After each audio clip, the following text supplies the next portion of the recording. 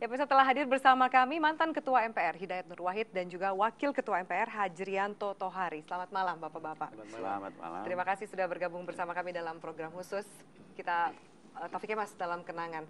Mungkin saya pertanyaan pertama saya akan berikan ke Pak Hidayat. Pak Hidayat, Pak Taufik Kemas dikenal sebagai tokoh yang nasionalis. Sementara Anda mungkin bisa dianggap sebagai wakil dari golongan Islam. Bagaimana Anda melihat kontribusi seorang Taufik Kemas merangkul semua golongan, Pak Hidayat? Ya, sesungguhnya realita bahwa saya kemudian Pak Taufik Kemas dipilih untuk memimpin MPR, satu gambaran bahwa di Indonesia ini sesungguhnya tidak perlu didikotomikan antara kelompok Islamis, kelompok nasionalis. Karena realitanya yang Islamis juga nasionalis, yang nasionalis kalau Muslim juga ada Islamis. Dan inilah yang terjadi, kami bisa berinteraksi dengan sangat nyaman. Kami mengundang Pak Taufik Kemas untuk ke fraksi PKS ketika saya dipilih menjadi ketua fraksi, maupun juga beliau mengundang kami dalam acara ulang tahun beliau, kita saling bertemu dan beliau juga alhamdulillah melanjutkan apa yang kami mulai sosialisasi putusan MPR yang kemudian beliau populerkan menjadi 4 pilar. Itu bagian-bagian yang menandakan bahwa nggak ada sekat sama sekali antara beliau dan kami, antara kami dan beliau, antara seluruh kelompok politik, karena memang seharusnya berpolitik kita tidak menghadirkan sekat-sekat, justru berpolitik kita menghadirkan kebersamaan. Pak Taufik Kemas adalah contoh yang terbaik bagaimana kebersamaan itu bisa dihadirkan. Oke, Pak Tori, Anda sebagai rekan kerja, bagaimana Anda melihat Taufik Kemas menjadi semasa menjadi ketua MPR? Dengan senioritasnya, beliau ini seorang yang memiliki wibawa politik yang sangat besar. Dan dengan kesemuanya itu, Pak Taufik Kemas ini bisa menjadi semacam jembatan. Ya.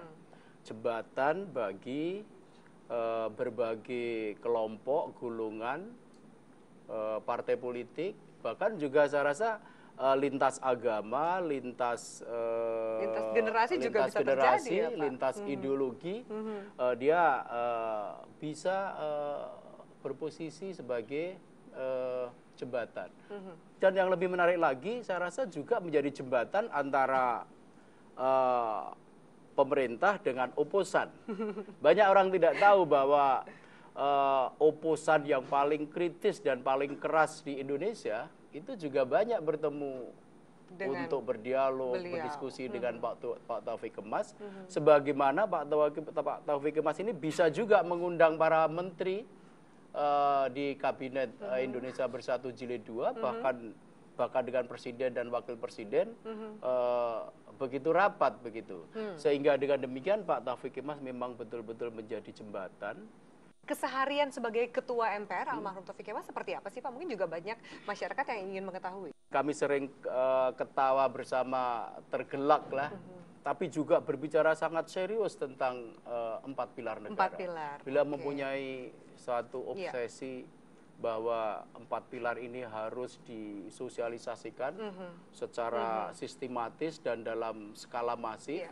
Dan yang sangat menarik, beliau selalu mengatakan, Mas, untuk urusan yang sifatnya itu dasar negara, ideologi negara, kita jangan gampang-gampang mengaitkannya dengan biaya, dengan anggaran.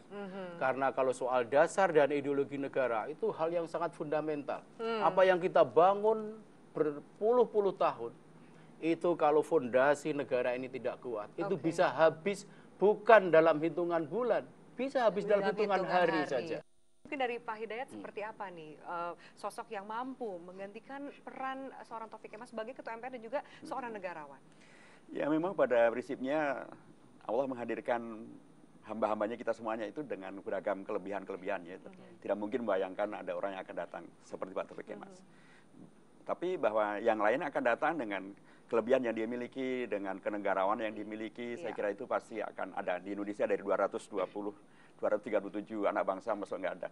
Dan itu pasti akan dari PDIP karena begitulah aturan yang ada. Ya, jadi tentu harapan kita adalah beragam kontribusi yang luar biasa yang telah dihadirkan, beragam kreasi yang telah dihadirkan, menghadirkan MPR demikian amat sangat penting sekarang ini, dilanjutkan oleh penerus beliau sebagai ketua dan tentu juga rekan-rekan wakil ketua yang lainnya, termasuk juga tadi bahwa beliau penjembatan yang sangat efektif antara dalam konteks kelompok umat Islam, antara kelompok nasionalis PDIP dalam konteks ini dengan kelompok umat Islam, baik itu partai maupun ormas.